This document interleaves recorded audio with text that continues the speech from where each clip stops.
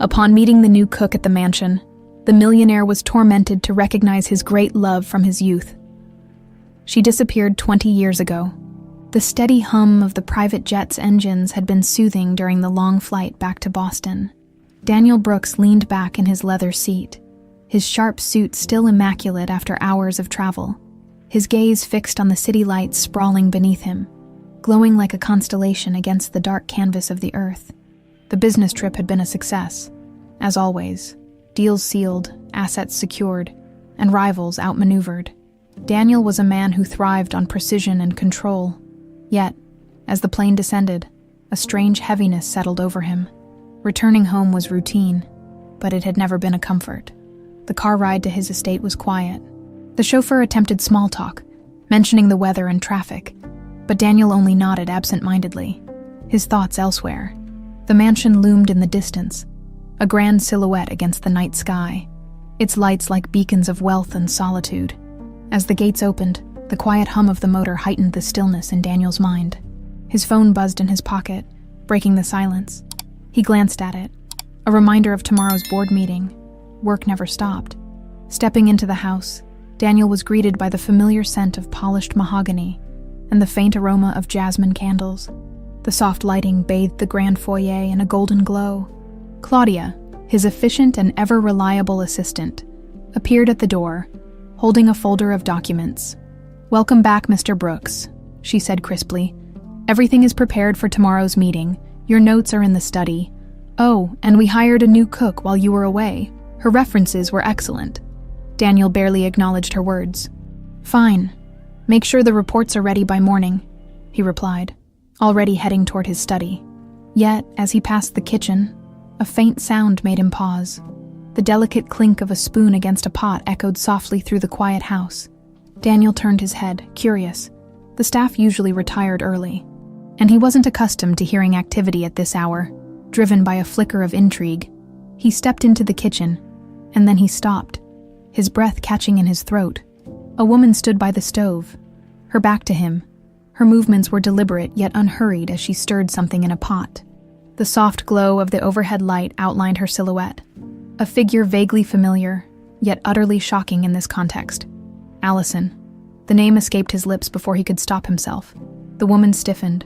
Slowly, she turned, and when her eyes met his, Daniel felt the ground shift beneath him. It was her, Allison Hayes, the woman he had once loved with every fiber of his being, the woman who had vanished from his life 20 years ago without a trace. For a moment, neither of them spoke. Her eyes, guarded yet intense, held his gaze.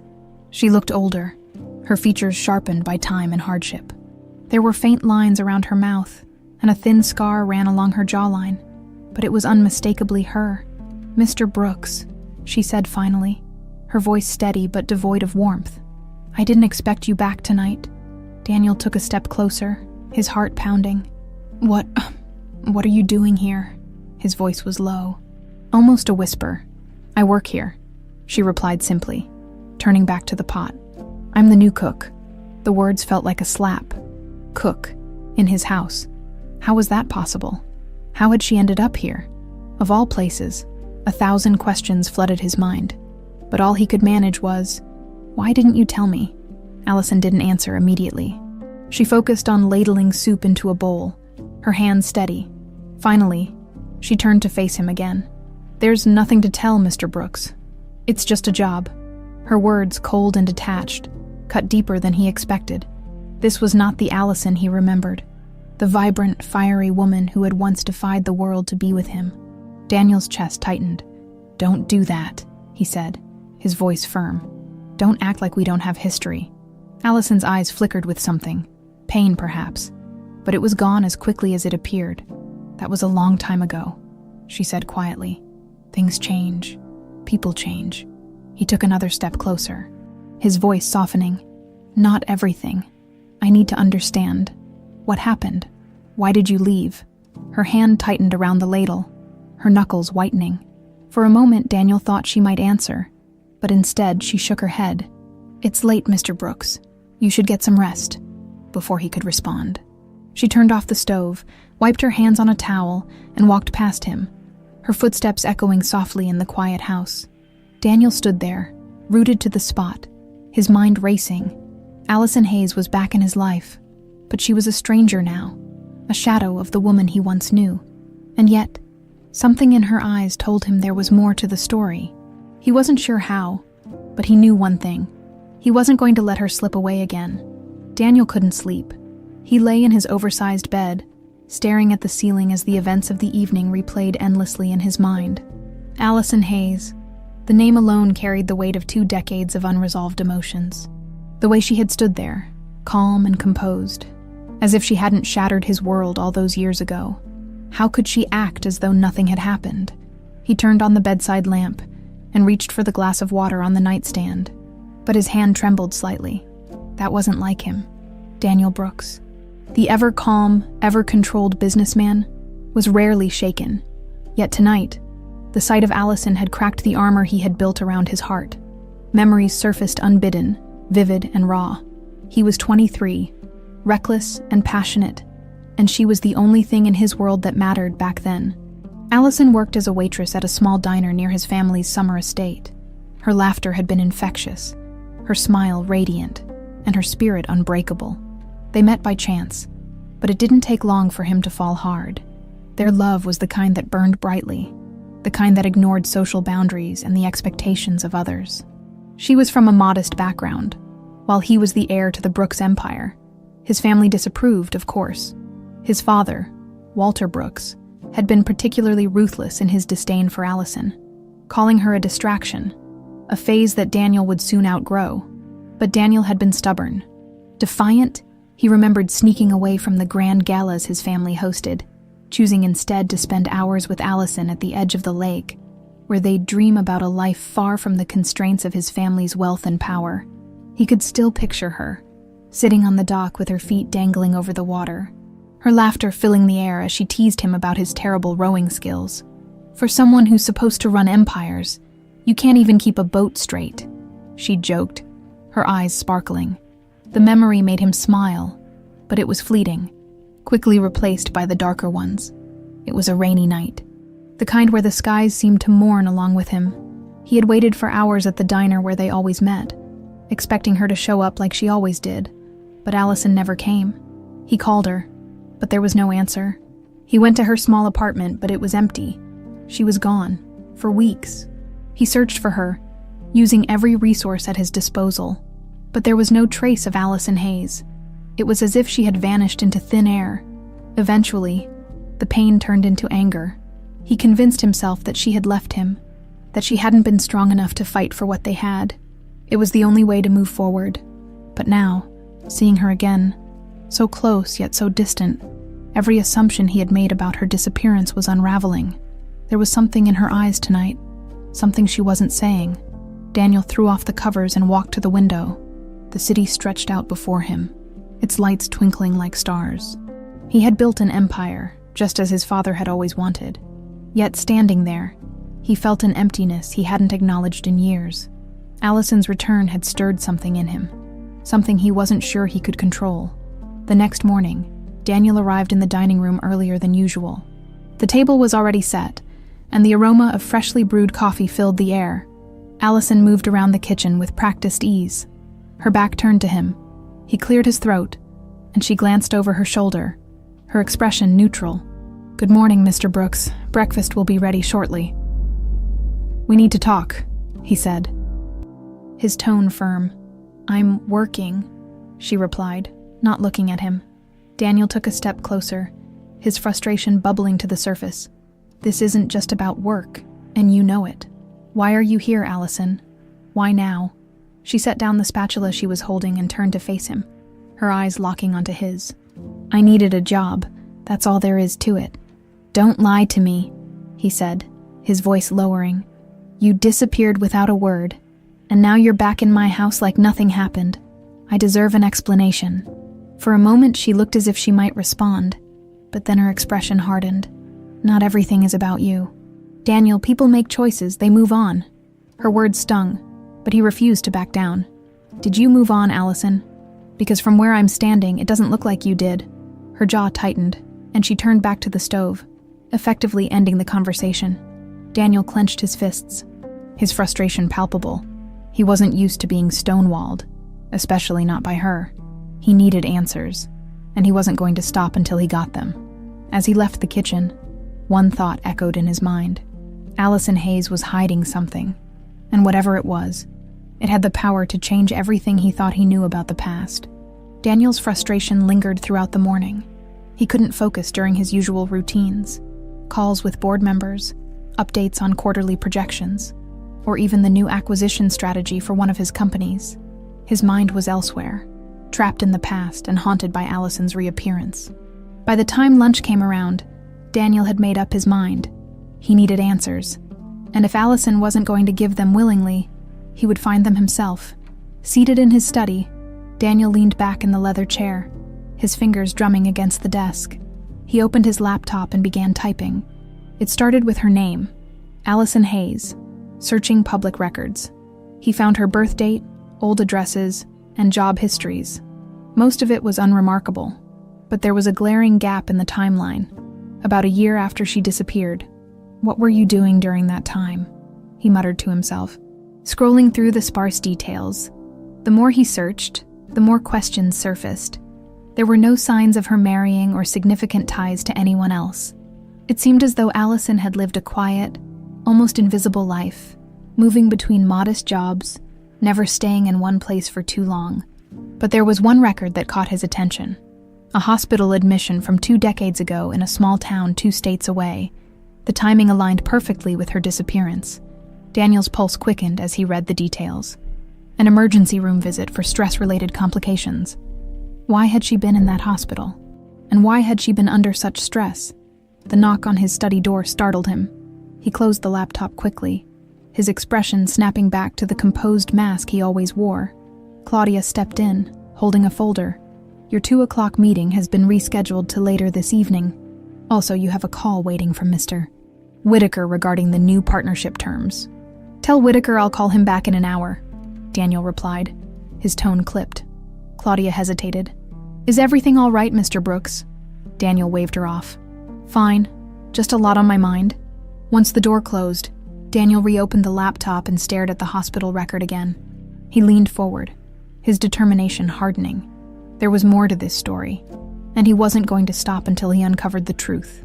That evening, Daniel waited until the house was quieter. The staff had mostly retired, and the air felt still, save for the occasional creak of the old mansion settling into itself. He made his way to the kitchen, where he found Allison cleaning up. She glanced at him as he entered, but didn't speak. Daniel leaned against the counter, watching her for a moment before breaking the silence. "I've been thinking about what you said this morning," he began, his voice calm but probing. "About people moving on." She didn't stop what she was doing. "It's a natural part of life, Daniel.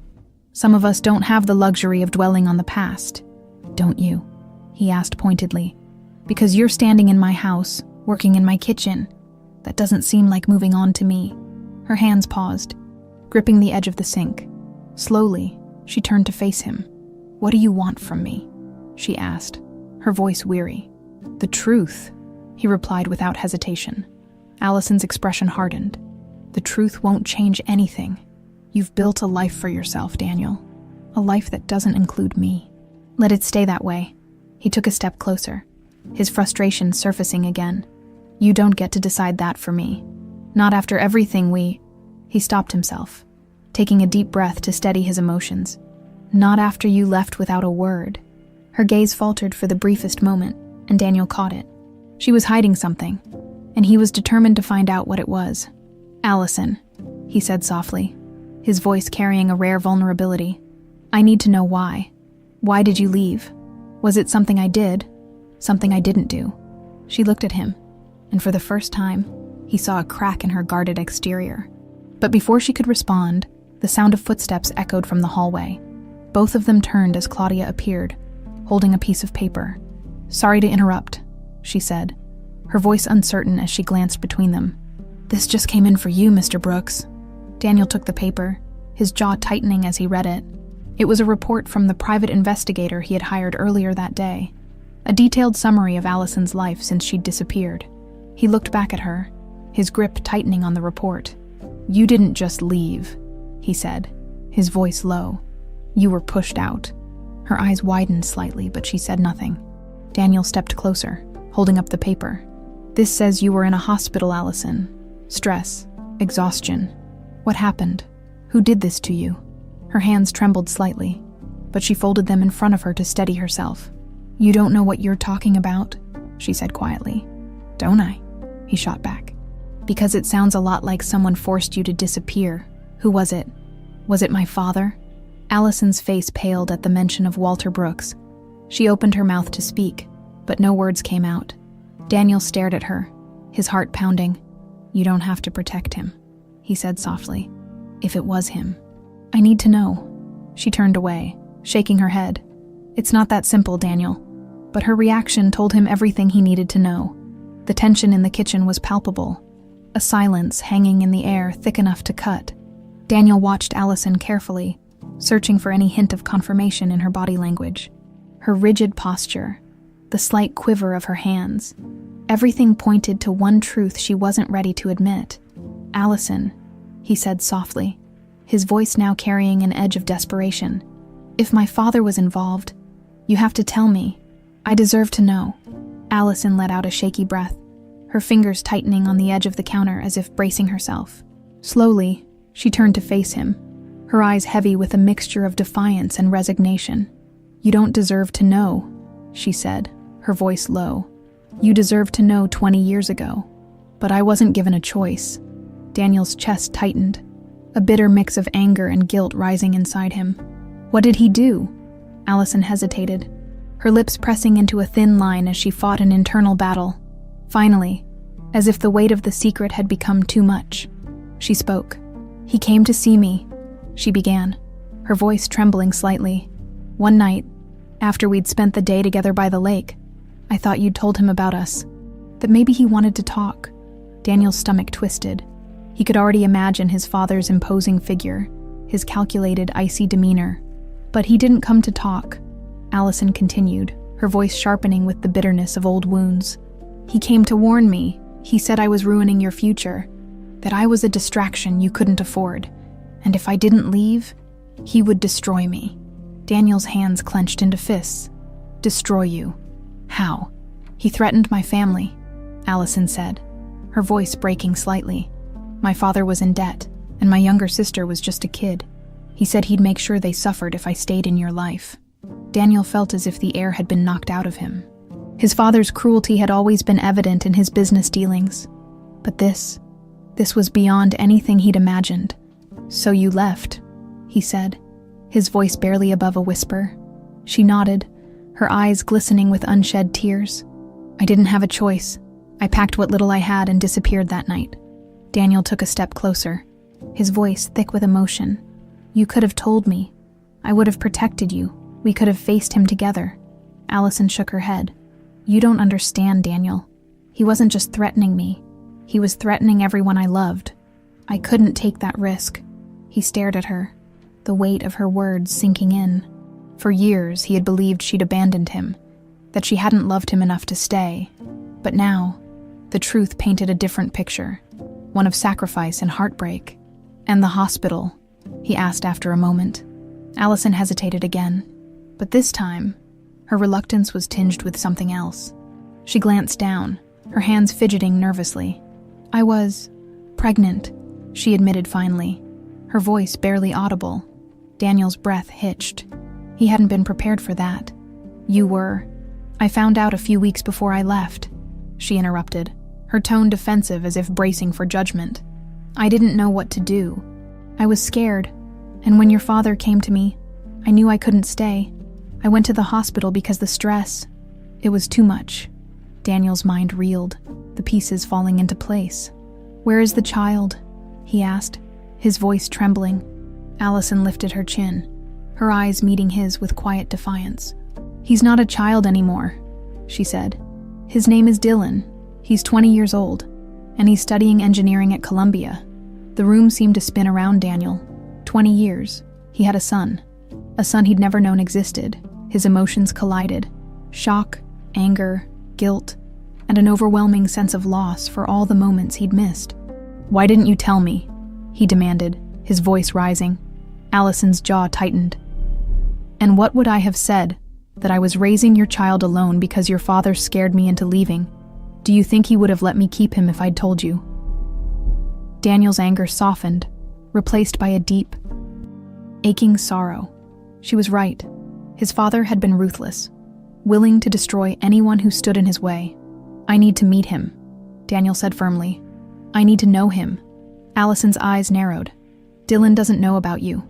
As far as he's concerned, I raised him on my own. He doesn't need the complications of your world or your family's mess. But he deserves the truth, Daniel countered. And so do I. Allison looked away, her expression conflicted. He's happy, Daniel. He has a good life. I won't let you disrupt that. Daniel stepped closer, his voice soft but resolute. I've already missed 20 years of his life, Allison. I won't miss another day. You don't have to protect me from my father anymore. He's not here to control us. She turned back to him, her eyes searching his face for sincerity. Finally, with a deep sigh, she nodded. I'll think about it. But Daniel, if you hurt him, if you even think about putting him through what I went through, I will never forgive you. I won't, he promised. I just want a chance to know my son. Daniel spent the rest of the night pacing in his study, the weight of Allison's revelation pressing down on him like a storm cloud. A son. He had a son. Every time he tried to imagine Dylan, his mind conjured fragmented images. A young man with Allison's sharp eyes and perhaps his own stubborn determination. He couldn't stop wondering what Dylan was like. Was he ambitious? Quiet? Did he share his father's love for strategy and numbers? Or was he more like Allison? Resilient, resourceful, and fiercely independent. The questions were endless, and each one stung more than the last. By the time the sun rose, Daniel had made a decision. He needed to meet Dylan. Later that morning, Allison found Daniel in the living room, sitting with a mug of coffee that had long gone cold. He looked up as she entered, his expression a mix of resolve and apprehension. I need to see him, he said simply. Allison sighed, leaning against the doorframe. I told you I'd think about it. And her lips pressed into a thin line. Dylan's my son, Daniel. I raised him. I protected him. I won't let you disrupt his life just because you feel entitled to meet him now. Entitled? Daniel's voice rose slightly. I'm his father, Allison. I have every right to know him. You're 20 years late, she shot back, her voice sharp. Where were you when I was working double shifts to pay for his school supplies? When he had the flu and cried through the night because I couldn't afford a doctor? You weren't there. Daniel, I was. Her words cut deep. But Daniel didn't flinch. I didn't know, he said quietly, his tone laced with regret. And that's not his fault, Allison replied. He doesn't owe you anything. The silence that followed was heavy, filled with unspoken pain. Finally, Daniel leaned forward, his elbows resting on his knees. I'm not asking for a clean slate. I'm not asking to erase the past. I just want a chance, Allison. A chance to know him, to be part of his life, even if it's just a small part. Allison studied him for a long moment, her expression softening slightly. If I agree to this, it's on my terms, she said finally. You'll meet him when I say it's the right time, and you won't pressure him. If he doesn't want a relationship with you, you'll accept that. Daniel nodded, his chest tightening with both relief and trepidation. Agreed. A week later, Allison finally called Dylan. Daniel listened from the hallway, his heart pounding as she spoke to their son for the first time about coming home for a visit. She kept her tone light, telling Dylan she had something important to discuss with him. The day Dylan was set to arrive, Daniel found himself uncharacteristically nervous. He stood by the window, staring out at the driveway, waiting for the sound of tires crunching on the gravel. When the car finally pulled up, his breath hitched. Dylan stepped out, and for a moment, Daniel was frozen. The young man was taller than he'd expected, with a lean build and a confident stride. His dark hair was slightly disheveled, and as he turned to grab his bag from the car, Daniel caught a glimpse of his face. It was like looking into a mirror. Dylan's jawline, his sharp features, even the way he furrowed his brows in concentration. It was all too familiar, but there was something distinctly Allison in the way he smiled as he greeted her with a hug. Daniel stayed back, letting the moment unfold from a distance. Allison led Dylan inside, her hand resting protectively on his shoulder. In the living room, Dylan looked around curiously, his gaze lingering on the grand chandelier and the intricate artwork adorning the walls. "So, whose house is this?" he asked, turning to Allison. "It belongs to someone important," she said carefully, her tone hesitant. Before Dylan could press further, Daniel stepped into the room. The young man's eyes flicked to him, and Daniel felt an almost electric jolt as their gazes met. "Dylan," Allison began, her voice soft but firm. "This is Daniel Brooks." Dylan frowned slightly, his expression skeptical. "Okay, and who is he?" Daniel stepped forward, his heart pounding. "I'm your father," he said, the words feeling both foreign and monumental. The room fell into a stunned silence. Dylan stared at him, his eyes narrowing. "What?" Allison stepped in, her hand on Dylan's arm. "It's a lot to take in, I know. I never told you because..." "Because what?" Dylan interrupted, his tone sharp. "Because it wasn't convenient. Because he didn't care." "It's not like that," Allison said quickly. Daniel held up a hand, stepping closer. "You have every right to be angry," he said, his voice calm but sincere. "I didn't know about you, Dylan. If I had, I would have been there. I'm here now, because I want to know you."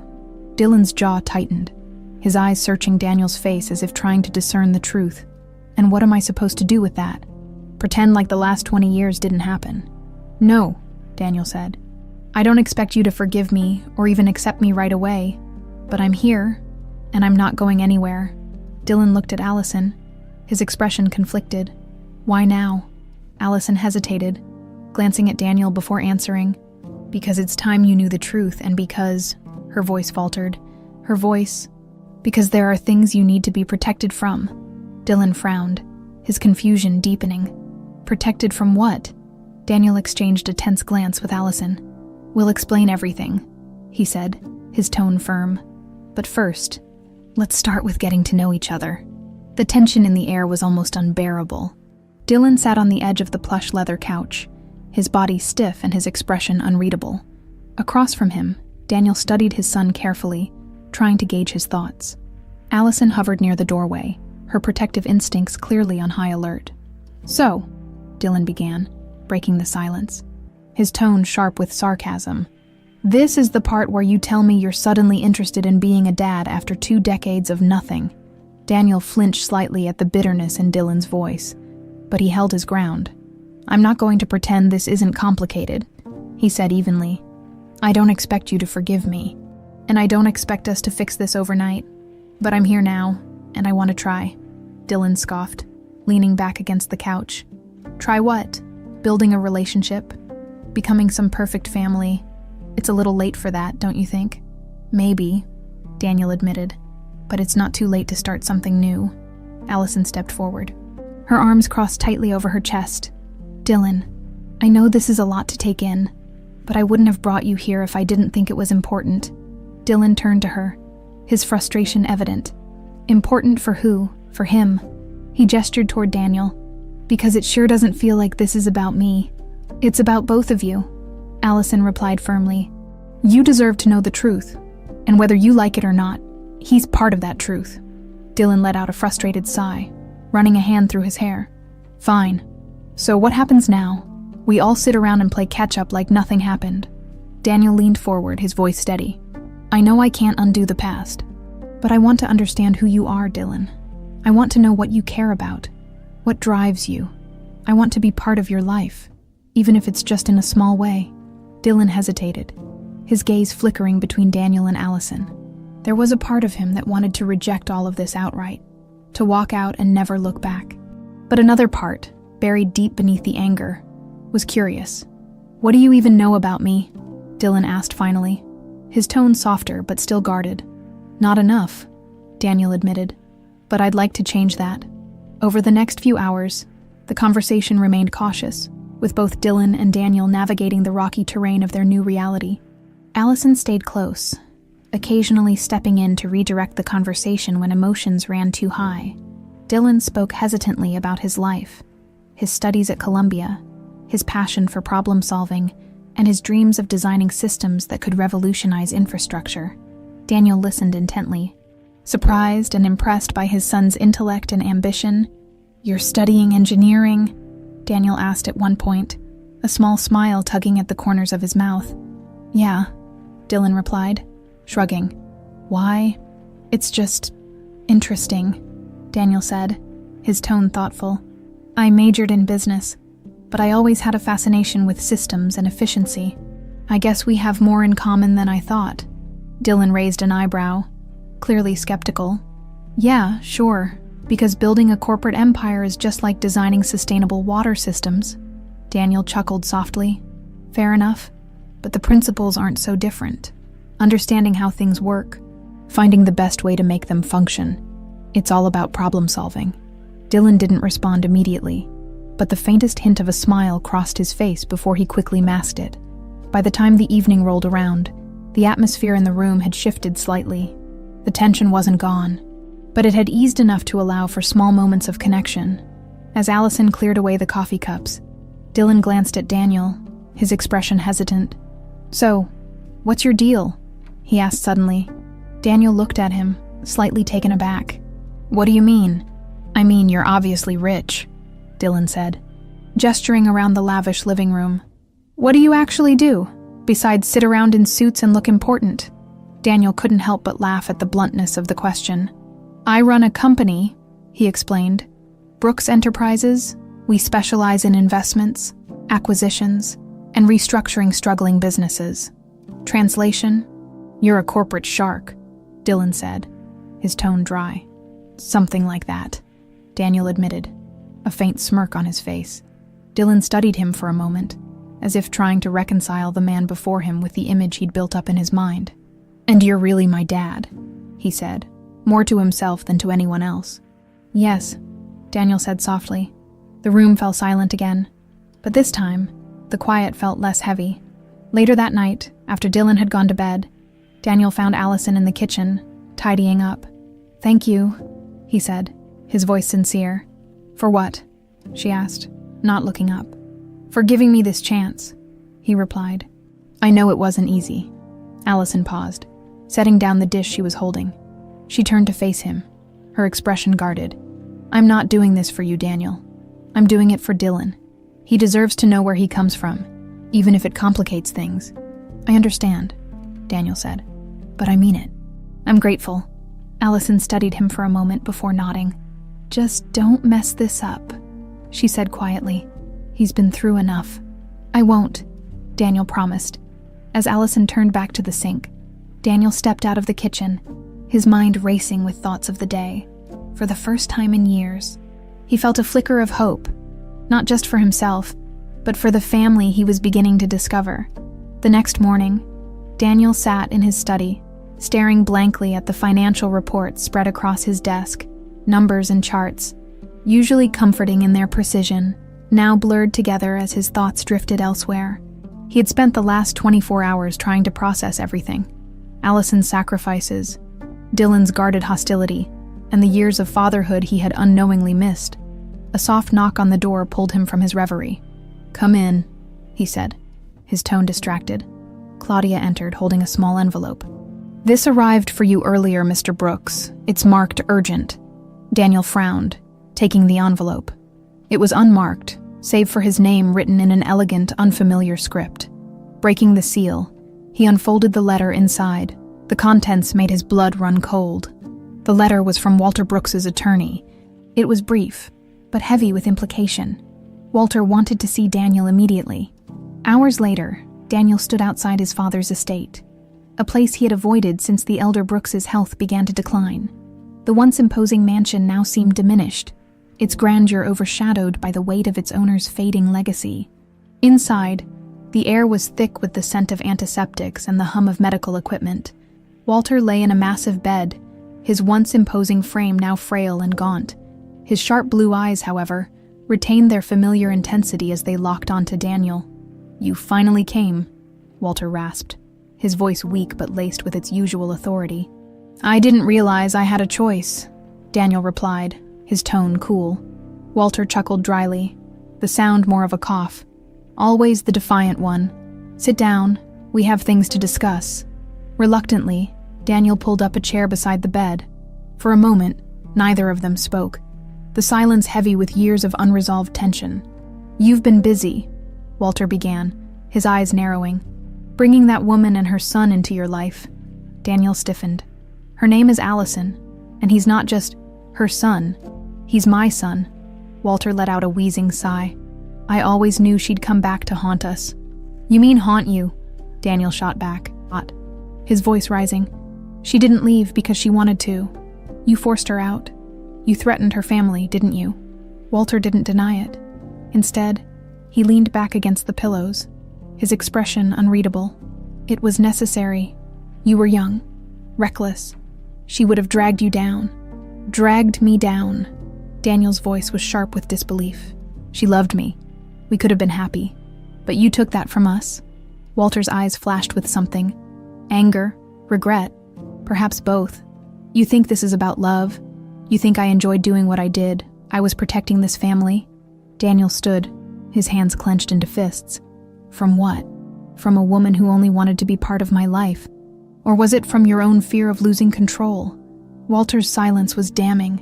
After a moment he spoke again, his voice quieter. "It doesn't matter now.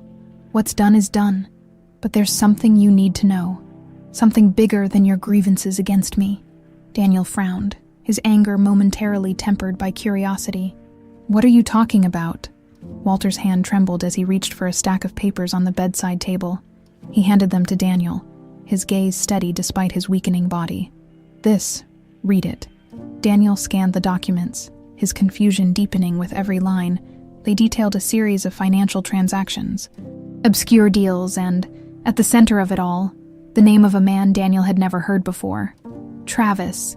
"Who is Travis?" Daniel asked, his voice sharp. Walter hesitated, his jaw tightening. "He's your brother." The words hung in the air like a thunderclap. Daniel stared at his father, his mind racing.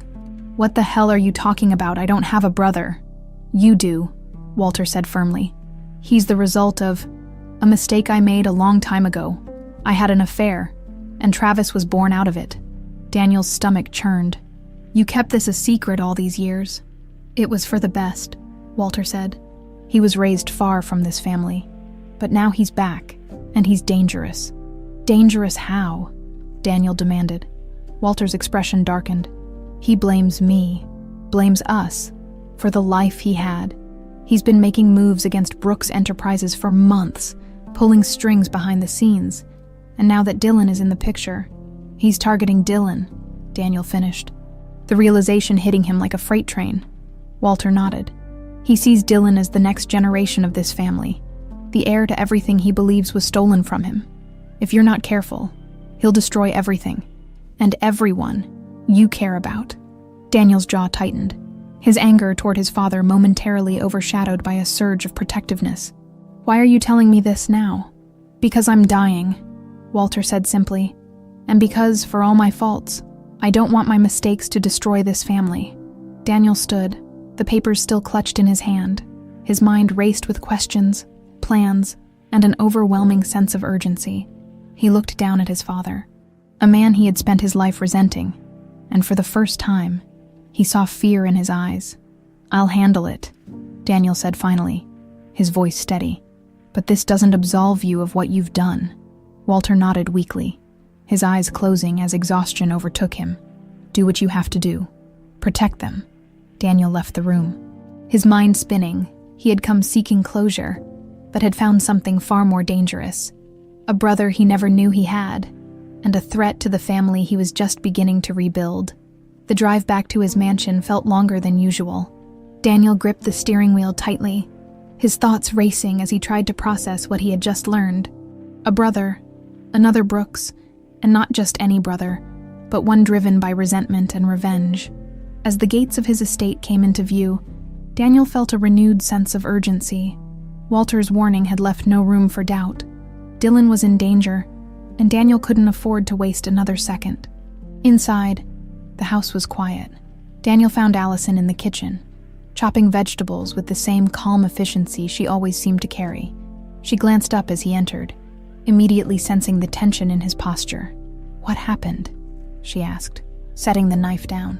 Daniel didn't answer right away. Instead, he poured himself a glass of water, his mind still reeling from the conversation with Walter. Finally, he turned to her. "We need to talk." Allison crossed her arms, her expression cautious. "What now?" He leaned against the counter, his voice low but firm. "There's something you don't know. Something I just found out. Dylan might be in more danger than we thought." Her eyes narrowed. "What are you talking about?" Daniel hesitated, choosing his words carefully. "My father, he had another son, a son no one knew about. His name is Travis, and he's been working against our family for months. Walter says he's dangerous, and that he's targeting Dylan." Allison stared at him, her disbelief evident. "Another son? Are you serious?" "I didn't believe it either," Daniel admitted. "But the evidence is there. Walter showed me documents, transactions, deals Travis has been orchestrating to undermine the company. He's been waiting for the right moment to strike. And now that Dylan is in the picture, he sees him as a threat." Allison's grip tightened on the counter. "So, what are you going to do about it?" Daniel's jaw set with determination. "Whatever it takes to protect Dylan." Later that evening, Daniel called Dylan into his study.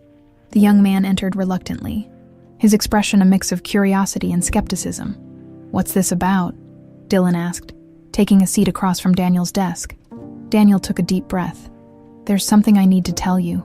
Something important. It's about the family." Dylan raised an eyebrow, clearly unimpressed. "What now?" "Another long-lost relative."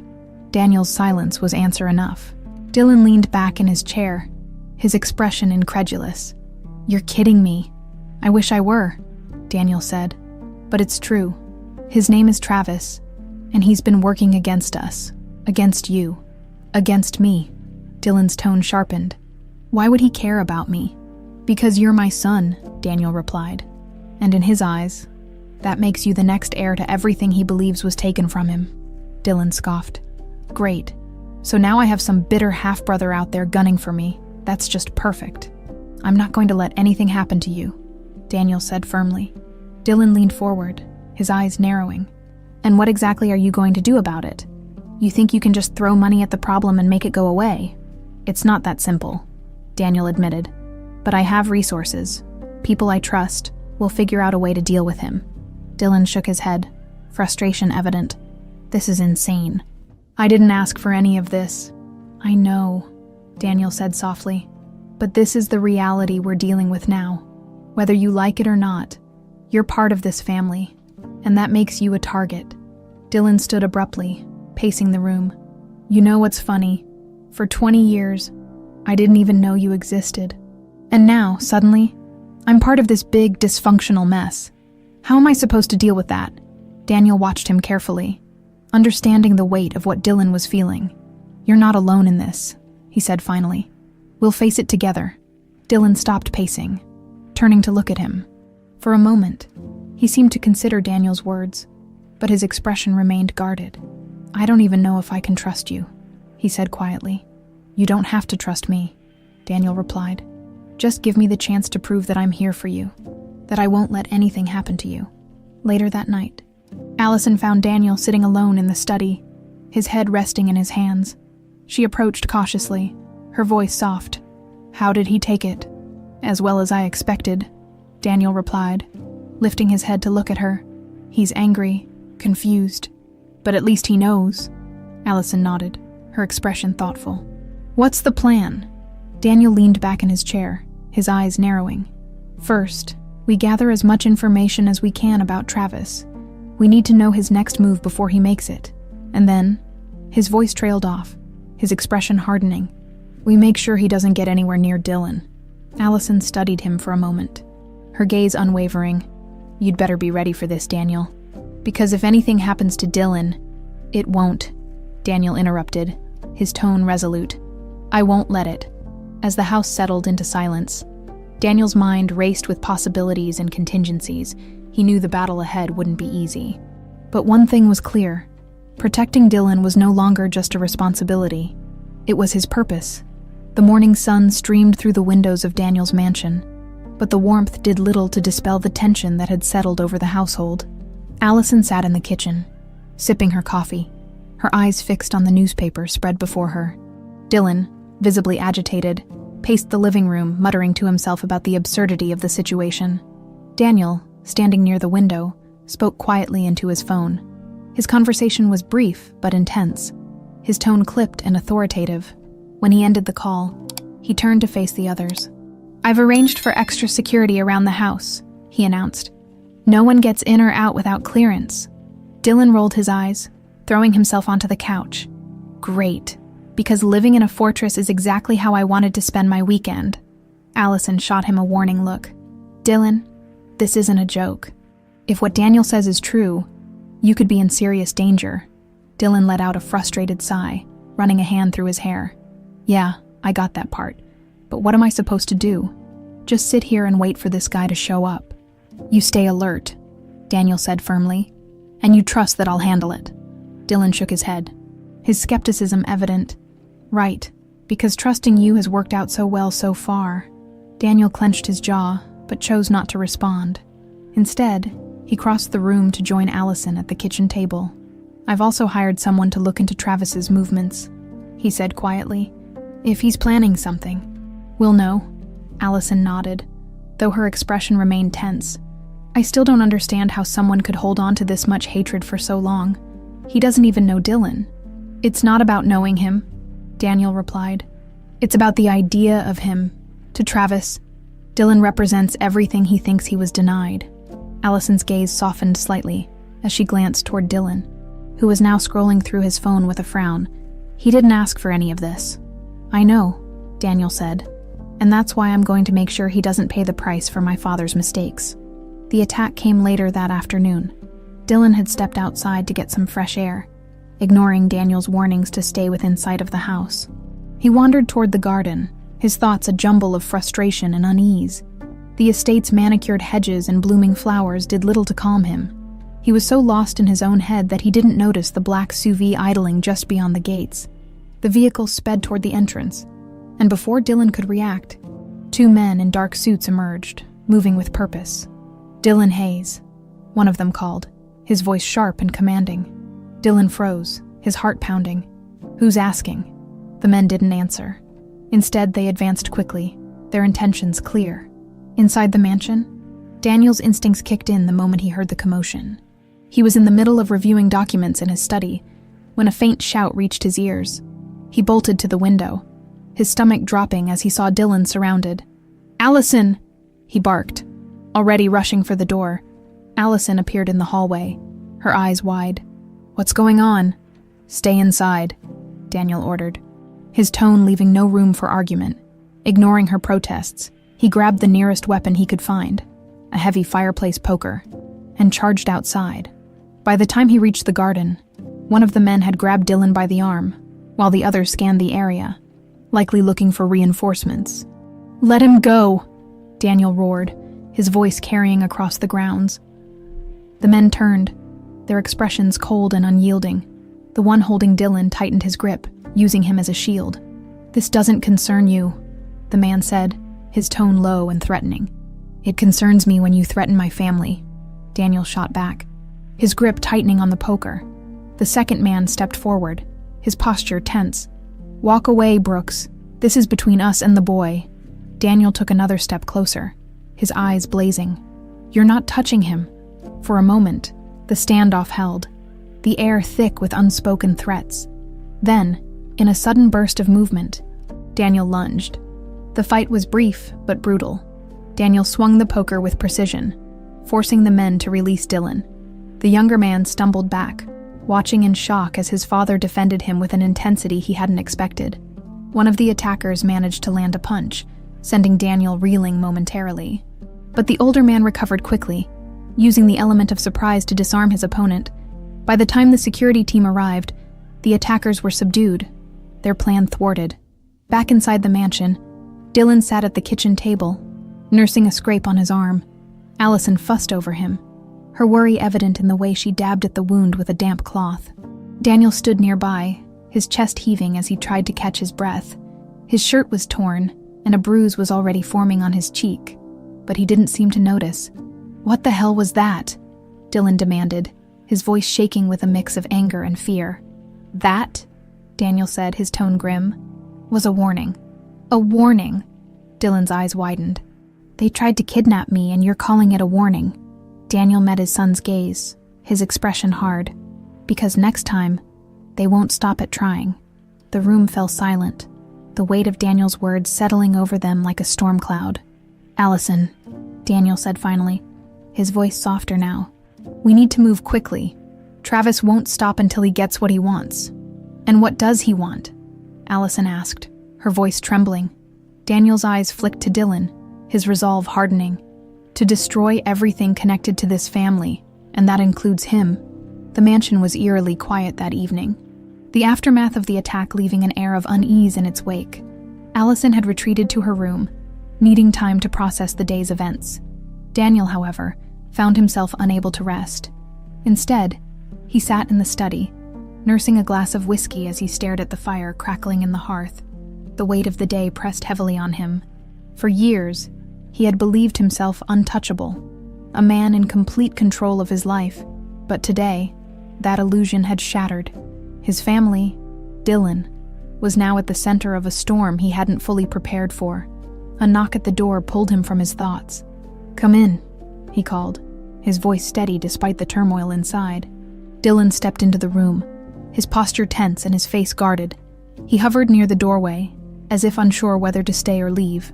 "Do you need something?" Daniel asked, setting his glass down.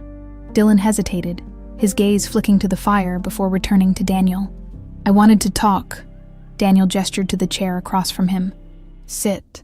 Dylan crossed the room slowly, lowering himself into the chair. For a moment, neither of them spoke, the silence filled only by the crackle of the fire. "You were pretty impressive out there," Dylan said finally, his tone laced with grudging respect. Daniel raised an eyebrow. "I didn't have much of a choice." "Still," Dylan continued, leaning back in his chair, "you didn't have to do that. You could have stayed inside. Let security handle it." Daniel's jaw tightened. "And let them take you. That was never an option." Dylan studied him, his expression unreadable. "Why? Why do you care so much? You didn't even know I existed until a few weeks ago." Daniel leaned forward, resting his elbows on his knees. "Because you're my son," he said simply. "And whether I knew about you or not doesn't change that. You're part of my family, Dylan. That means I protect you." Dylan let out a soft scoff, shaking his head. "Family," he muttered. "Funny how that word suddenly means something to you now." Daniel's expression softened, a flicker of guilt crossing his face. "I won't pretend I've been the father you deserved, but I'm here now, and I'll do whatever it takes to make sure you're safe." Dylan's gaze dropped to the floor, his fingers fidgeting with the hem of his sleeve. "It's just a lot," he admitted quietly. "All of this. Finding out about you, about Travis. It feels like my whole life just flipped upside down." "I know," Daniel said gently, "and I don't expect you to adjust overnight, but you don't have to go through this alone." Dylan looked up, his eyes searching Daniel's face for sincerity. "What about you?" he asked. "What's it like for you, knowing you have a son you never knew about?" Daniel hesitated, the question catching him off guard. He leaned back in his chair, running a hand through his hair. "It's complicated," he admitted. "There's guilt. So much guilt for not being there when you needed me. But there's also pride, hearing about everything you've accomplished, seeing the man you've become. I'm proud of you, Dylan." The words hung in the air, their weight sinking in. Dylan's expression softened slightly, though he quickly masked it with a shrug. "Yeah, well, I had to figure a lot of it out on my own." "And you did," Daniel said, his voice steady. "But you don't have to anymore." The conversation continued, the initial tension slowly giving way to a tentative understanding. Dylan shared bits and pieces of his life, his struggles, his successes, and the dreams he was chasing. Daniel listened intently, asking questions and offering encouragement where he could. It wasn't perfect. There were still walls between them. Years of missed moments and unspoken words that couldn't be erased in a single night. But for the first time, they were trying. As the hours passed, Dylan's guard began to lower. He found himself laughing at one of Daniel's dry remarks about corporate boardrooms and their endless meetings. The sound surprised both of them, but it also broke some of the lingering tension. "You know," Dylan said, leaning forward, "you're not as bad as I thought you'd be." Daniel smirked. I'll take that as a compliment. Dylan's expression turned serious again. But this thing with Travis, it's not just about me, is it? He's coming after you too. Daniel nodded slowly. He blames me for the life he didn't have. And now that he knows about you, he sees you as a threat to whatever he thinks he's owed. Dylan frowned, his brow furrowing. What's his plan? I don't know yet, Daniel admitted. But I intend to find out. Dylan hesitated before speaking again. What if he doesn't stop? What if he doesn't care about reasoning or making peace? Then we'll handle it, Daniel said firmly. Whatever it takes. As the night wore on, Dylan eventually excused himself, heading to his room. Daniel watched him go, a mixture of pride and sadness settling over him. There was still so much ground to cover, so many years to make up for. But tonight had been a start. When the house finally fell silent, Daniel remained in the study, staring into the dying embers of the fire. His resolve hardened with every passing minute. Travis might be out there, plotting in the shadows, but Daniel wasn't going to let him win. Not this time. The following days were marked by a tense vigilance. Daniel had doubled the security presence around the estate, turning it into a veritable fortress. Cameras monitored every angle. Guards patrolled the perimeter, and no one entered or exited without scrutiny. Yet, despite the precautions, Daniel couldn't shake the feeling that it wasn't enough. Late one evening, as the house settled into an uneasy quiet, Daniel's phone buzzed with an incoming call. He recognized the number instantly. It was from the investigator he'd hired to track Travis. "Tell me you found something," Daniel said without preamble. The voice on the other end was brisk. Travis Brooks has been making moves in the shadows for months, but it's more than just financial sabotage. He's been meeting with individuals tied to organized crime, dangerous people who specialize in resolving disputes. Daniel's grip on the phone tightened. Assassins. Essentially, the investigator confirmed. He's careful, though. Most of his dealings are through intermediaries, but we tracked one recent meeting to a private airfield just outside the city. What was he doing there? Securing weapons, the investigator replied grimly. He's building a small arsenal. Mr. Brooks, whatever he's planning, it's more than just intimidation. Daniel's jaw clenched as the weight of the situation settled over him. Send me everything you have, he said. It's already on its way, the investigator assured him. Daniel ended the call and stared out the window, his reflection fractured by the night beyond. The situation was escalating faster than he had anticipated. Travis wasn't just bitter, he was dangerous, and now he had the means to act on his vendetta. The next morning, Daniel gathered Allison and Dylan in the living room. His expression was grim, his voice firm as he outlined what he'd learned. "So what?" Dylan asked, his tone a mix of frustration and disbelief. "This guy is just out there, stockpiling weapons and waiting to strike." "That's exactly what's happening," Daniel replied, "and we need to be ready." Allison frowned, her arms crossed tightly. "How do you prepare for something like this?" "We're not soldiers, Daniel." "No, but we're not helpless either," he said. "I've already contacted the authorities and shared what we know. They're monitoring Travis's movements. But that's not enough. We need to stay vigilant and avoid giving him an opening." Dylan shook his head, his frustration bubbling over. "This is insane. All of this because he thinks he got a raw deal in life. What does that even have to do with me?" "It's not just about you," Daniel said, his tone softening. "It's about what you represent to Travis. You're the next generation of this family, the heir to everything he thinks he was denied." Dylan's jaw tightened, and he looked away, his hands clenched into fists. "I didn't ask for any of this," he muttered. Allison reached out, placing a hand on his shoulder. "I know, sweetheart," she said gently, "but we'll get through this, together." Dylan didn't respond, but he didn't pull away either. Later that afternoon, Daniel received the investigator's dossier on Travis. Sitting alone in his study, he pored over the information, his anger growing with every page. The reports painted a picture of a man consumed by resentment, his every move driven by a desire to dismantle the Brooks legacy. There were photos of Travis, taken from a distance, his features sharp, his expression cold. He bore a faint resemblance to Daniel, though his eyes lacked the warmth Daniel's carried when he looked at Dylan.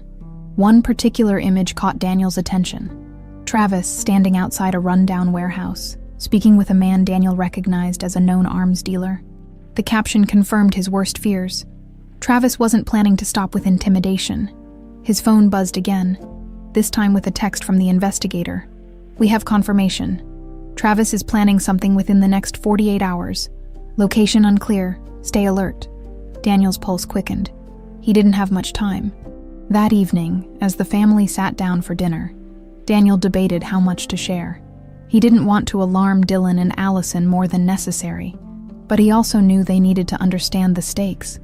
"Travis is escalating," he said finally, setting down his fork. Dylan looked up, his expression wary. "What does that mean?" "It means he's not just angry anymore," Daniel replied.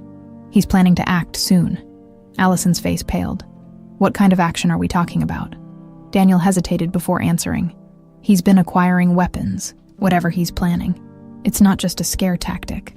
Dylan's grip on his glass tightened. "So, what do we do? Just sit here and wait for him to show up?" "No," Daniel said firmly. "We prepare. I'm increasing security again, and I've already notified the authorities. But I need you both to be careful. No unnecessary risks." Dylan leaned back in his chair, his frustration evident. "This is insane. I don't even know this guy. And now he's trying to ruin my life." "It's not about you, Dylan," Daniel said softly. "It's about me. This is my mess, and I'm going to fix it." Dylan met his father's gaze, his anger giving way to something more conflicted. "Yeah, well, let's hope you're right." As the night wore on, Daniel couldn't shake the feeling that something was coming, something he couldn't fully control. He stood by the window in his study, staring out into the darkness. Travis was out there, lurking in the shadows, waiting for the perfect moment to strike. And Daniel knew that when the time came, he would have to be ready to confront not just his brother, but the legacy of betrayal and pain that had brought them to this point. The day began like any other, with the morning sun casting a golden glow over the estate's meticulously maintained grounds. But Daniel couldn't shake the unease that had been building over the past few days. Travis's impending move loomed over him like a storm cloud, and no amount of preparation seemed enough to dispel it. Dylan, still processing the chaos that had invaded his life, had taken to jogging around the estate grounds to clear his mind. Allison kept herself busy in the kitchen, her movements sharp and precise, betraying the tension she carried. Daniel, however, was restless. He spent the morning in his study, poring over security updates and making calls to his contacts. Every piece of information pointed to one conclusion: Travis was close to making his move. Around midday, the calm shattered. Dylan's shouts echoed through the estate. Cutting through the stillness like a knife, Daniel bolted from his study, his heart pounding as he raced toward the source of the commotion. He found Allison already in the hallway, her face pale with fear. "What's going on?" she demanded. Before Daniel could answer, one of the security guards burst into the room, his expression grim. "It's Dylan," he said breathlessly. "He's been taken." The words hit Daniel like a physical blow. "What do you mean, taken?" he barked. The guard hesitated, his gaze dropping. "We were patrolling the grounds when a van broke through the outer perimeter. They must have been watching for days, waiting for the right moment. They grabbed him during his run and were gone before we could react." Allison let out a gasp, her hand flying to her mouth. "Oh my God," she whispered. Daniel's fists clenched, his mind racing. How the hell did this happen? "I increased security for a reason. They knew what they were doing," the guard replied, his voice laced with regret. "We're already coordinating with local authorities, but..." Daniel didn't wait for him to finish. He turned on his heel, his expression dark. "I want every resource we have focused on finding that van, now." In the hours that followed, the estate buzzed with activity. Police officers combed through the grounds, gathering evidence, while Daniel's security team expanded their search. Allison sat on the couch, her hands trembling as she clutched a picture of Dylan, tears streaming down her face. "This is my fault," she murmured, her voice barely audible. Daniel knelt in front of her, his hands on her shoulders. "No, it's not," he said firmly. "This is on Travis, and I promise you, I will bring him back." Her eyes searched his face, desperation shining through. "You have to, Daniel. I can't lose him." "You won't," he said, his tone resolute. Hours later, Daniel's phone buzzed. It was an unknown number. He answered immediately. "Hello. Hello, brother," a voice drawled on the other end. Daniel's blood ran cold. "Travis. Miss me." Travis's tone was light, almost mocking. "I'd say it's good to finally talk, but under the circumstances, I think we can skip the pleasantries." "Where's Dylan?" Daniel demanded, his voice icy. "He's fine," Travis replied. "For now, but whether he stays that way depends on you." Daniel's grip tightened on the phone. "If you hurt him, you'll what?" Travis interrupted, laughing. "Call the cops. Send your security team after me. We both know you don't have the leverage here." "Daniel, what do you want?" There was a pause before Travis spoke again, his tone darkening. "I want what I was owed. The life your father took from me. The inheritance. The power. The respect. All of it.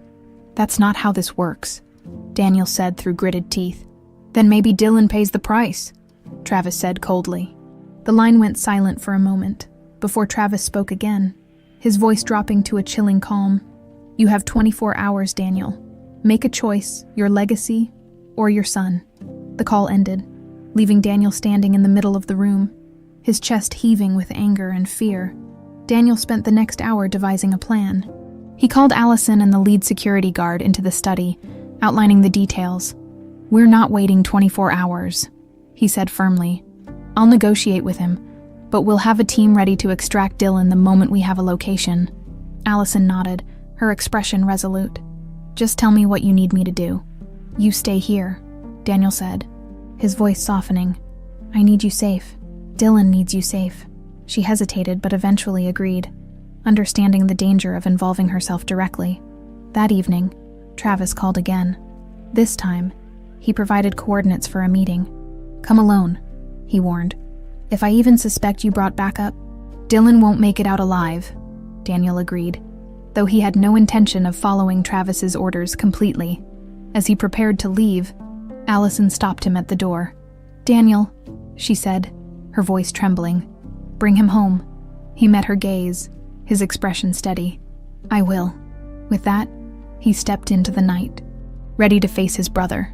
And the storm that awaited, the night was quiet. As Daniel drove toward the coordinates Travis had provided, the darkness outside felt oppressive, mirroring the weight in his chest. He gripped the steering wheel tightly, his mind running through every possible scenario. He knew Travis wasn't a man to bluff. His threats were calculated and dangerous. Ahead, the lights of an abandoned warehouse came into view, its dilapidated exterior casting long shadows under the moonlight. Daniel slowed the car and parked a safe distance away. His senses heightened as he stepped out. His phone buzzed. It was a text from his security team, who were stationed a mile away, ready to intervene if needed. "We're in position, waiting for your signal." Daniel tucked the phone into his pocket and approached the warehouse, the faint creak of the wind adding to the tension. Inside, the air was thick with dust and the faint smell of oil.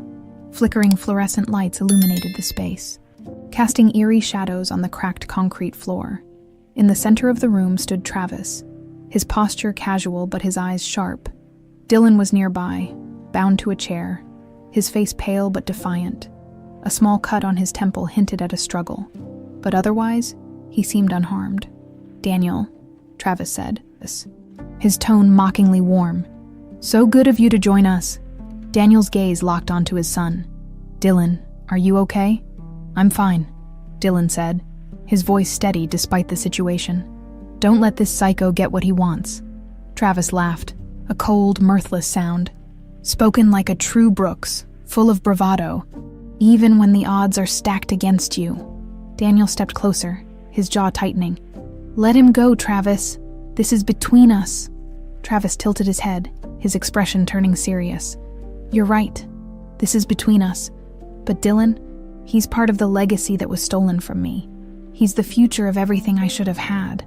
You don't need him to prove your point," Daniel countered. "If this is about the past, let's settle it here and now. Leave Dylan out of it." Travis smirked, taking a step closer to Dylan. "I don't think you understand, brother. Dylan is my leverage, my proof that I can take what I want." Daniel's fists clenched at the word brother, the bitterness behind it palpable. "You've made your point, Travis. Now let him go." Travis reached into his jacket and pulled out a pistol, aiming it casually at Dylan. "Do you think I'm stupid, Daniel? That I don't see through your self-righteous act? You're just like him. Our father. You only care about power, about control." "I'm not like him," Daniel said firmly. "And I don't want this to end in bloodshed."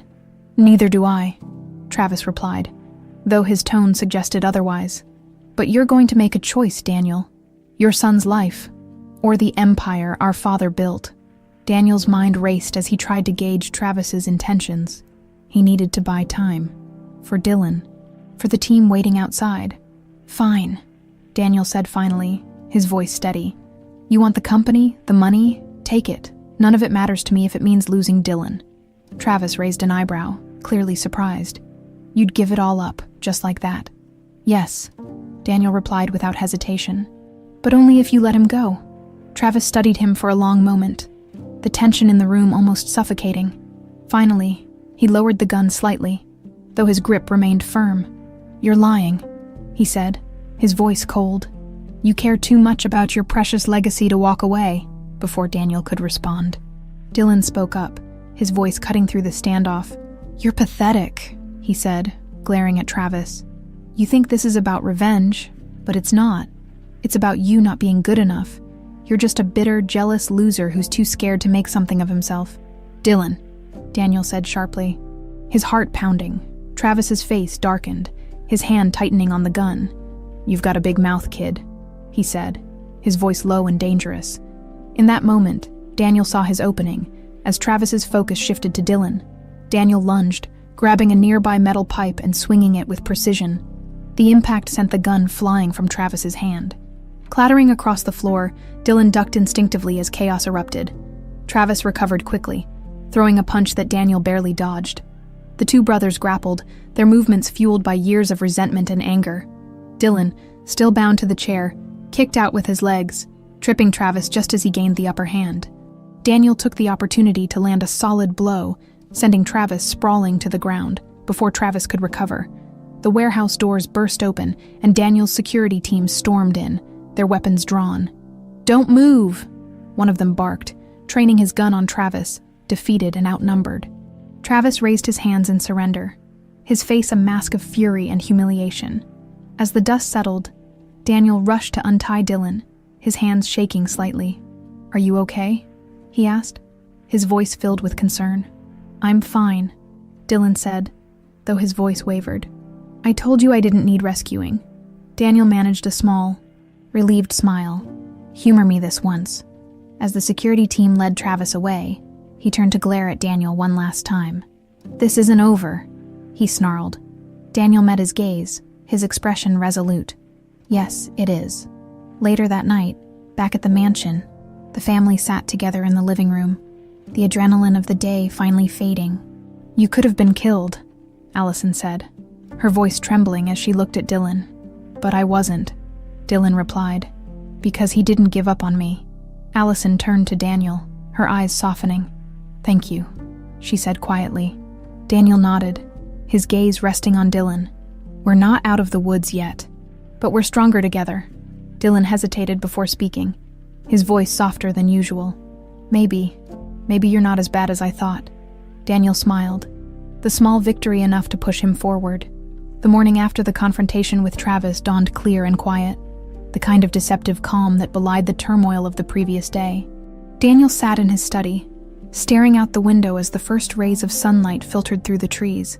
His thoughts were a jumble of relief, anger, and exhaustion. Travis was in custody, but the damage he had caused, both physical and emotional, would take time to repair. Daniel's focus now was on ensuring Dylan and Allison felt safe again. A soft knock at the door pulled him from his thoughts. "Come in," he called, his voice hoarse from lack of sleep. Dylan stepped inside, his posture more relaxed than Daniel had seen in days. His face still bore the faint marks of the previous day's ordeal, but his expression was lighter, almost hesitant. "Hey," Dylan said, hovering near the doorway. "Hey," Daniel replied, motioning for him to sit. Dylan took the seat across from Daniel's desk, fidgeting slightly. "So, last night was crazy." Daniel let out a soft laugh, leaning back in his chair. That's one way to put it. Dylan hesitated before speaking again. You didn't have to do all that. You know, the security, the planning, risking yourself. You could have just handed over whatever Travis wanted.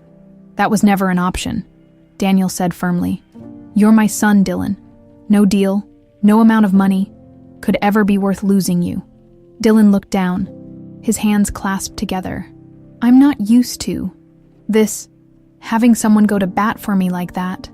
You'll get used to it, Daniel said with a small smile, because I'm not going anywhere.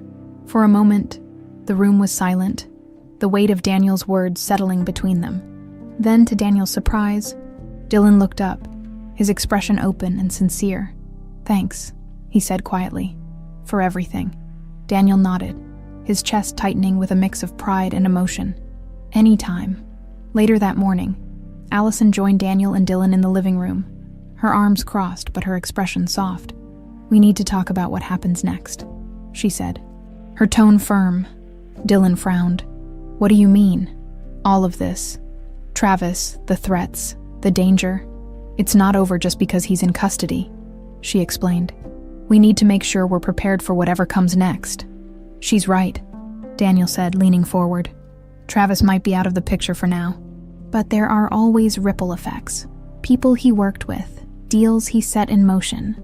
We have to stay vigilant, Dylan sighed, running a hand through his hair. Great. So we're just going to live like this, looking over our shoulders all the time. No, Daniel said firmly. We're going to take control. That starts with making sure this family is stronger than ever. Allison raised an eyebrow. And how do you propose we do that? Daniel glanced at Dylan before turning back to her. By sticking together, Travis exploited the cracks in our family. But we can make sure those cracks don't break us. Dylan hesitated before nodding. Okay, but if we're doing this, we do it as a team. No more secrets, no more going off on your own without telling us. Daniel smiled faintly. Deal. In the days that followed, the family began to settle into a new routine. Daniel worked closely with his security team to dismantle any lingering threats from Travis's network, ensuring their safety moving forward. He also took steps to repair the damage within Brooks Enterprises, restoring the company's stability after months of sabotage. Dylan, meanwhile, began to take a more active role in the family's affairs. Though he had no interest in business, his engineering background proved invaluable in analyzing some of the more technical aspects of the company's operations. Allison, ever the anchor, provided the emotional support they both needed. She encouraged Dylan to pursue his dreams while reminding Daniel to take breaks and focus on the things that truly mattered. One evening, as the three of them sat together in the living room, Daniel brought out an old photo album he had found in the attic. What's that?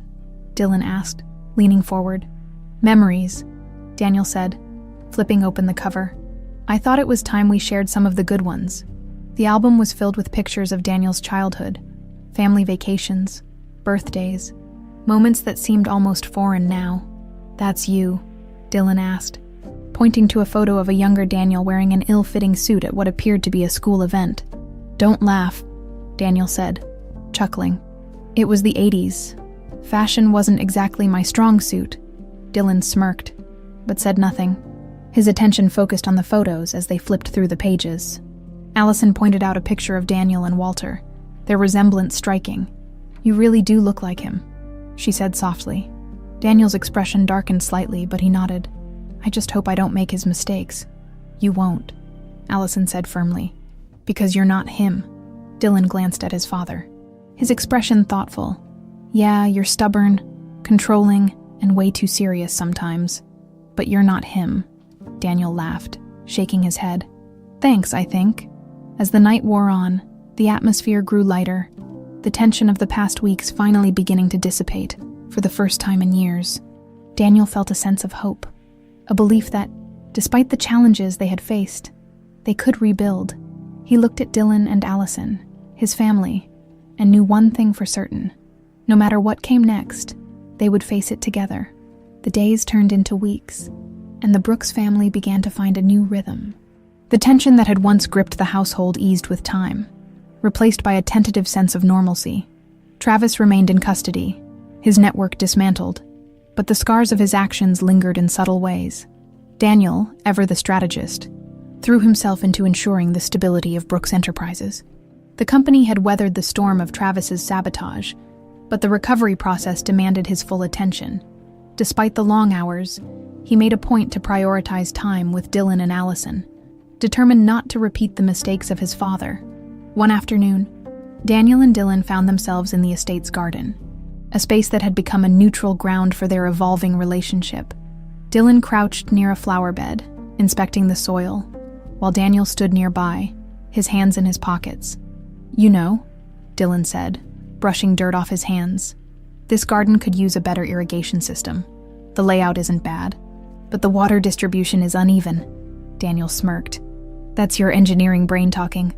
"Maybe," Dylan admitted with a shrug. "But it's true." Daniel crouched beside him, studying the area with an unfamiliar focus. "What would you suggest?" Dylan raised an eyebrow, surprised by the question. Seriously, Daniel said. "Show me what you'd do differently." For the next hour, Dylan explained his ideas, sketching rough diagrams in the dirt as he talked. Daniel listened intently, occasionally asking questions. It was a small moment, but it carried a weight that neither of them acknowledged aloud. A father taking genuine interest in his son's passions. Inside the house, Allison watched the exchange from the window, a soft smile on her lips. She had always known that Daniel had the capacity for connection, even if it had been buried under years of ambition and resentment. Watching him and Dylan now, she felt a glimmer of hope that they could truly become a family. Later that evening, as they gathered for dinner, the atmosphere was lighter than it had been in weeks. Dylan recounted a funny story from his time at college, his animated gestures drawing laughs from both Daniel and Allison. "You should have seen his face," Dylan said, chuckling. "He thought the robot was actually going to explode." "And it didn't?" Allison asked, her eyes wide with mock concern. "Not that time," Dylan replied with a grin. Daniel shook his head, smiling. "Remind me to never let you near anything valuable with a soldering iron." As the evening wore on, Allison excused herself to the kitchen, leaving Daniel and Dylan alone at the table for a moment. The two sat in comfortable silence, the soft clink of silverware the only sound. Then Dylan spoke, his tone more serious. "Can I ask you something?" "Of course," Daniel said, setting his fork down. "Why didn't you ever question him, your father? I mean, why didn't you stand up to him sooner?" Daniel leaned back in his chair, his expression thoughtful. "It's complicated," he said after a moment. "Walter was larger than life. He demanded respect, obedience, and for a long time, I thought that's what it meant to be strong, to follow his lead, even when I didn't agree with him." Dylan nodded slowly. "But you don't believe that anymore." "No," Daniel said firmly. "Strength isn't about control or fear. It's about standing up for what matters, even when it's hard. And it's about admitting when you're wrong." Dylan looked at him, a hint of admiration in his eyes. "Guess that's something we both had to learn." "Guess so," Daniel replied, a faint smile tugging at his lips. The next day, Daniel found Allison in the library, flipping through an old photo album. She looked up as he entered, her expression unreadable. "Everything okay?" he asked, sitting beside her. "Just thinking," she said softly, turning a page, "about how far we've come, and how far we still have to go." Daniel nodded, his gaze falling on a picture of his younger self with his father. "It's a long road," he admitted. "But we're on it," Allison said, meeting his eyes.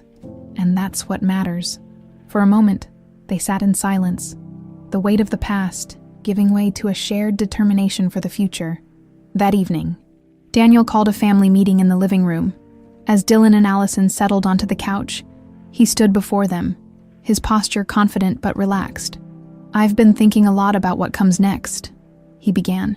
"For us, for the company, for everything." Dylan raised an eyebrow. And I think it's time for a fresh start," Daniel said. "A chance to build something new, together." Allison tilted her head, curious. "What are you proposing?" Daniel smiled. "I'm proposing that we rebuild. Not just the company, but this family.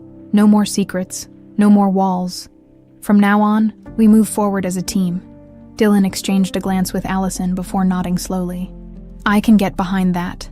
"Me too," Allison added, her voice steady. Daniel's smile widened. "Good, because together, There's nothing we can't handle.